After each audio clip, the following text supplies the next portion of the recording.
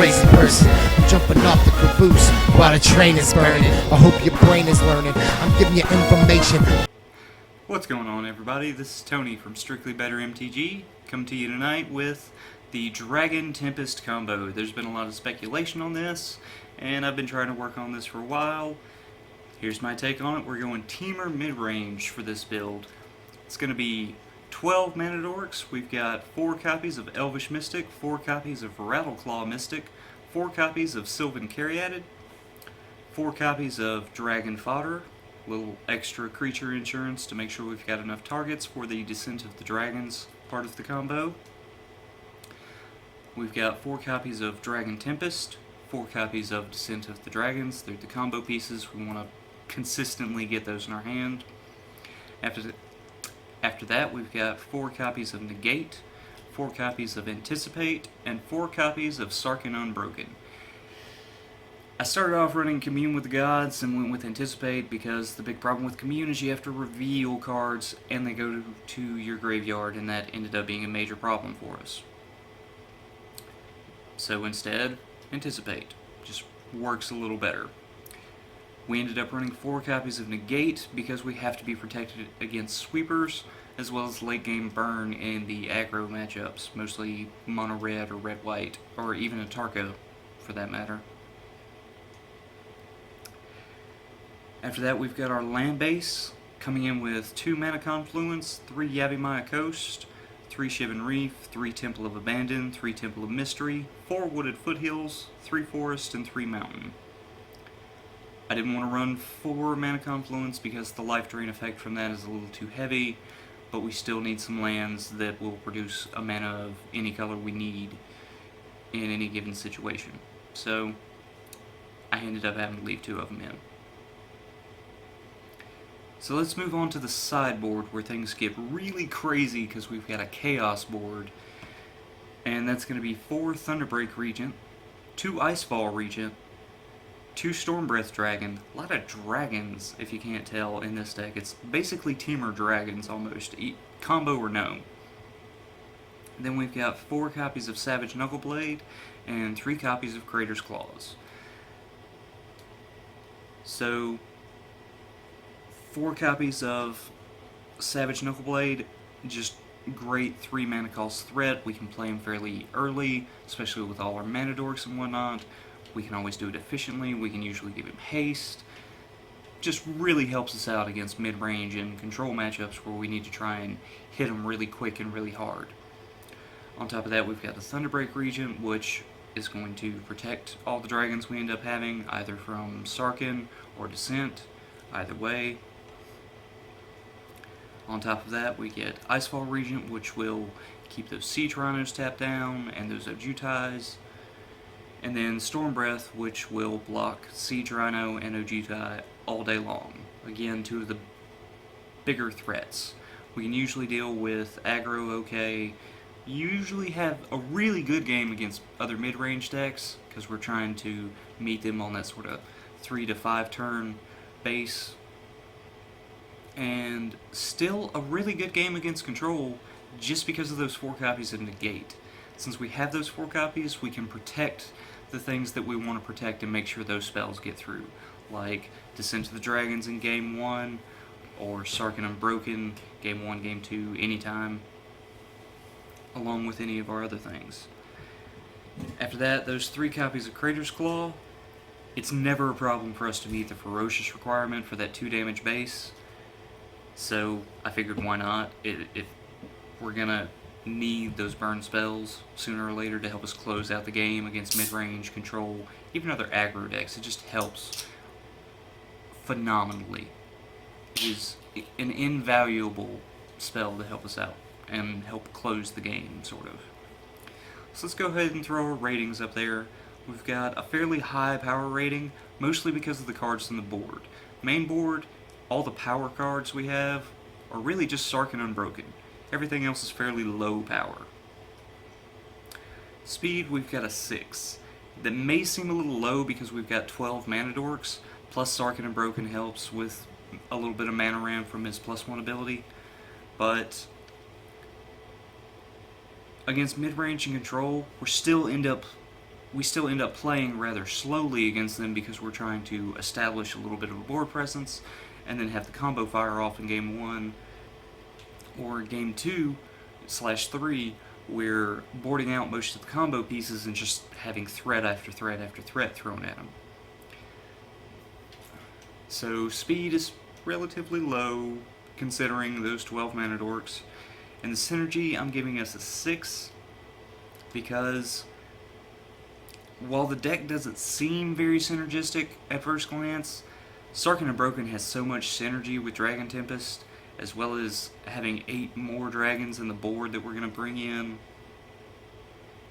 You just have synergy there. It doesn't seem like it at first, but when you play it, maybe just playtesting, proxy it up and playtest it like I have, you'll see there's so much good synergy going on here. After that, we've got our versatility at 6.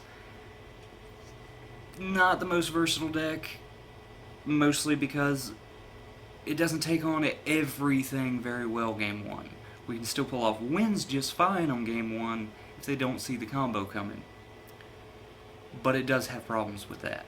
An experienced player is going to see you play that Dragon Tempest and go, oh, this guy's a casual player trying to play this combo. Well, depending on the level of your deck, and I tried to make this as top tier as I possibly could, whether they know you're playing the combo or not will not be such a big advantage for them anymore. Especially in game 2 and game 3. Boarding out most of the combo there, and yeah, they don't see it coming. After that, we've got our resiliency at 5, just because sweepers can be a huge problem for us. End Hostilities, Crux of Fate, Perilous Vault, Bile-Blight, Drown in Sorrow, all those can take out the majority of our mana dorks. And the Dragon Fodder tokens, which kills that Descent of the Dragons combo there. But you can still come back from it, you can still pull it off. So we're still kind of resilient just because we have so many copies of each of these necessary spells. Not only that, we've got 4 Negate to help protect us from those sweeper effects, so we don't lose as often as they would like us to them. On our offense rating, I gave us a really high offense rating because we are trying to be offensive from turn 2 on. You know, swinging with Elvish Mystic and Rattleclaw Mystic is the thing. You can do it. It's as long as they're not going to die, there's no problem swinging in with them. Then on top of that, Dragon Fodder tokens, swing in with them. You get 4/4 flyers off Sarkhan Unbroken, and with Dragon Tempest and Descent of the Dragons, all our guys that come in from Descent of the Dragons are gonna have haste, plus dealing that damage from Dragon Tempest. It's really offensive there. Our defensive rating is a 4. The only reason I even gave us a 4 is because we have those 4 copies of Negate. Otherwise, it probably would have been a 2. None of our plays, even after sideboarding, are very defensive. Everything we do is mostly offensive. In the way of protecting ourselves for the defense front, we've got Stormbreath, which again deals with Ojutai and blocking, as well as Icefall, which can tap it down and keep it tapped. That helps, but there's just not a whole lot of defense. There's not much removal or anything going on, so it can be sort of problematic there.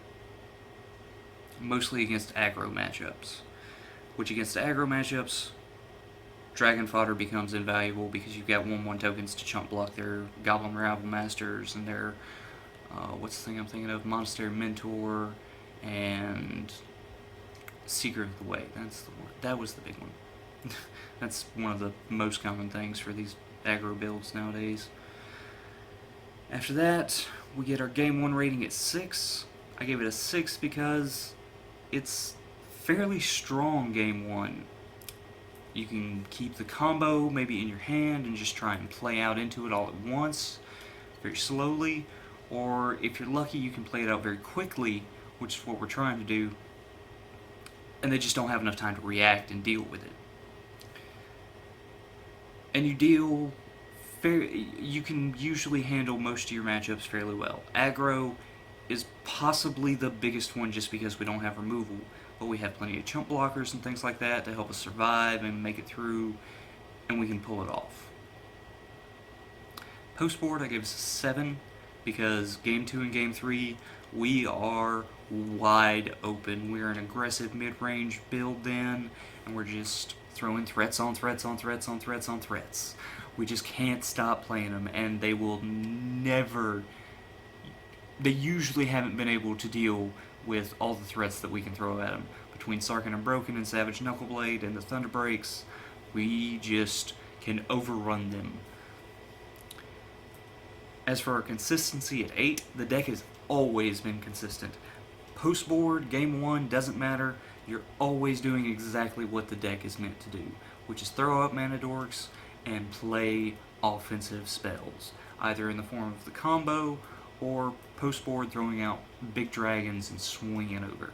Not only that, you got the Savage Knuckleblade again. I love this card, and it's only about 80 or 90 cents on TCG Player, so that's probably one of the most budgeted cards in the deck, and it's really good. I really like that card. So, if y'all want to discuss this deck anymore, if y'all have different ideas on ways to tune it,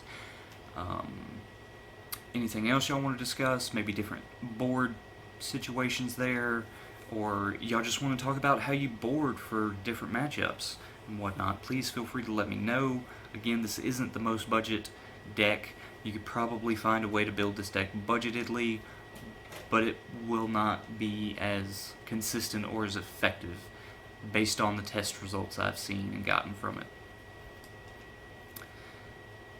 And on that note, I'm going to work on calling it a night. We got a few things to go over real quick, because we've got Mono Black Reanimator and Red White Heroic coming from Devin, and we've got Blue Black Flyers as a budget build coming from me, and a Infect in Casual or Modern. I'm kind of getting into the decks for Casual and Modern. I'm working on Modern, I'm doing the research, just give me a little more time, and you guys can start requesting Modern decks, and I will be happy to do those, because those are really fun with all the crazy combos and interactions that we have from all those spell selections. Not as much as Casual, but still such a huge field of spells to pick from. So feel free to like, share, comment, and subscribe. Let us know you support us, and leave those deck requests and suggestions for this deck down there in those comments and whatnot. Let us know how you feel. Let us know what's going on. And we'll catch you next time. This is Tony from Strictly Better MTG, and I'm signing off. You folks have a good night.